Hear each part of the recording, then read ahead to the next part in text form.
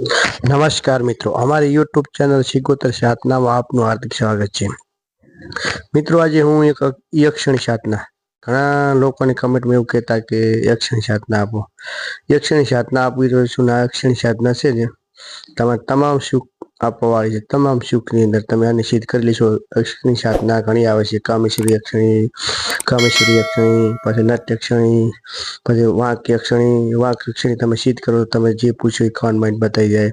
પછી કામેશ્વરી યક્ષણીથી તમારી કોઈ બી મનોકામના, કોઈ કામના વાસના બધું પૂરું કરે છે, મનની ઈચ્છાઓ પૂરી કરે છે।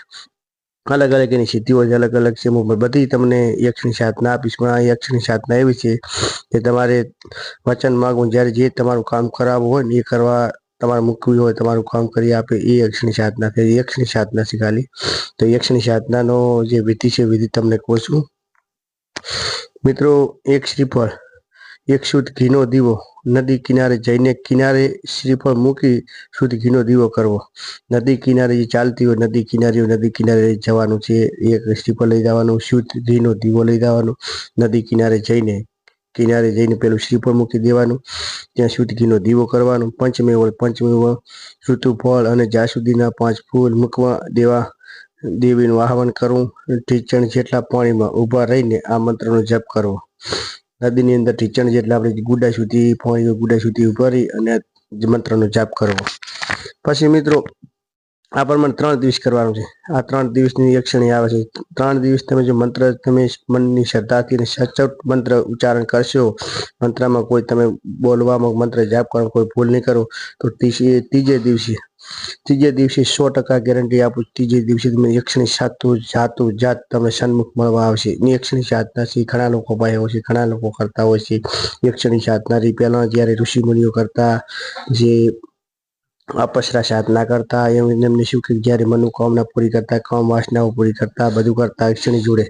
પણ એને જેને તમે યક્ષણી જેવી રીતે રાખો ને એવી રીતે રાખવી પડે। બેન તરીકે રાખી શકો, વચન લેવું પડશે। બેન તરીકે રાખો તો બેનની ભાવનાથી રાખવું પડે, મા તરીકે રાખો તો મા તરીકે રાખવી પડે, અને સ્ત્રી તરીકે રાખો તો સ્ત્રી તરીકે રાખવી પડે। પણ સ્ત્રી તરીકે રાખ્યા પછી ઘરની સ્ત્રીથી તમારે ત્યાગ કરવો પડે, ઘરની પત્નીનો ત્યાગ કરવો પડે છે ઘરની પત્ની તરીકે રાખો તો। મિત્રો બેનને મા તરીકે રાખો તો તમને કોઈ વાંધો નથી આવતો। જ્યારે તમારી 100 વર્ષની ઉંમર પહોંચે ત્યારે તમે કોકને વચનમાં પણ આપી શકો છો। એટલે 3 દિવસ સાધના કરશો, 3 દિવસની સાધના અંદર સુપર્ણ તમારે થઈ જશે। તો 3 દિવસમાં ત્રીજા દિવસે યક્ષણી જાત આવશે, એ હું તમને 100% ગેરંટી આપું છું। તેને છીણાયા પછી તેને ચોખા અને ફૂલ અને દાડમ વગેરે ફળ ભેટ આપવા। તેને ચોખા આપવા, ફૂલ આપવું અને દાડમ અને કોઈ બી બીજું ફળ વગેરે ભેટ આપવા। ત્યારે વચન માંગવાનું કહો ત્યારે વચન લઈ લેવું। એ જ્યારે તમને વચન માંગવાનું કહેશે ત્યારે વચન લઈ લેવું। અને હું જ્યારે વચન એવું લેવું કે હું જ્યારે બોલાવું ત્યારે આવી મારું કામ કરું। જ્યારે તમે બોલાવશો ત્યારે યક્ષણીને આવીને કાર્ય કરશે, ડરવું નહીં, બરોબર? તો મિત્રો ધ્યાનથી વર્તી સાંભળજો આ વિધિ। એક શ્રીફળ, શુદ્ધ ઘીનો દીવો, નદી કિનારે જઈને શ્રીફળ મૂકી દેવા, ઘીનો દીવો કરવો। પંચમેવ એટલે 5 વસ્તુ તમારે ભેગી કરવી પડે, પંચમેવ કહેવાય। ઋતુફળ ને જાસુદીના 5 ફૂલ મૂકવા, દેવનું આહવાન કરી ઢીચણ જેટલા પાણીમાં ઊભા રહીને આ મંત્રનો જપ 3 દિવસ, આ મંત્રનો આવી રીતે 3 દિવસ તમારે જપ કરવો। તેને જપ કર્યા પછી ત્રીજે દિવસે યક્ષણી જાત આવશે તમારે, તેને ચોખા અને ફૂલ અને દાડમ ફળ વગેરે ભેટ આપવા। ત્યારે વચન માંગવું કહે ત્યારે વચન લઈ લેવું। અને જ્યારે વચન લેવું તો એવું લેવું કે જ્યારે હું બોલાવું ત્યારે તમારે હાજર થવું, અને જ્યારે હું બોલાવું ત્યારે મારું કામ કરવું। આવી રીતે યક્ષણી પાસે વચન લઈ લેવું, અને જ્યારે યક્ષણી આવે ત્યારે ડરવું નહીં। તો મિત્રો આનો સમય છે, સમય રાતના 12 વાગે, 12 થી 3 સમયની નદી કિનારે જઈને જળમાં જઈને જપ કરવાનો છે। દિવસીય કે વહેલી કોઈ રાતના 12 વાગે, કોઈની તારીખ, કોઈનો વાર કે કોઈની તિથિ નથી, પણ 3 દિવસ તમારે કરવાનું છે। 3 દિવસ રાતના 12 વાગ્યા પછી મિત્રો વસ્તુ સાથે લઈ જવાનું ધ્યાન રાખ્યું। શ્રીફળ લઈ જવું પછી શુદ્ધ ઘી લઈ જવું પડશે, બરોબર? દીવા માટે બાકેશ, બરોબર? પછી પંચમેવ તમારે મિક્સ કરીને લઈ જવાનો છે। કોઈ પંચમેવાની અંદર તમારે જોયું કોઈ બી 5 વસ્તુ ભેગી કરી દેવાની છે તમારી શક્તિ પ્રમાણે।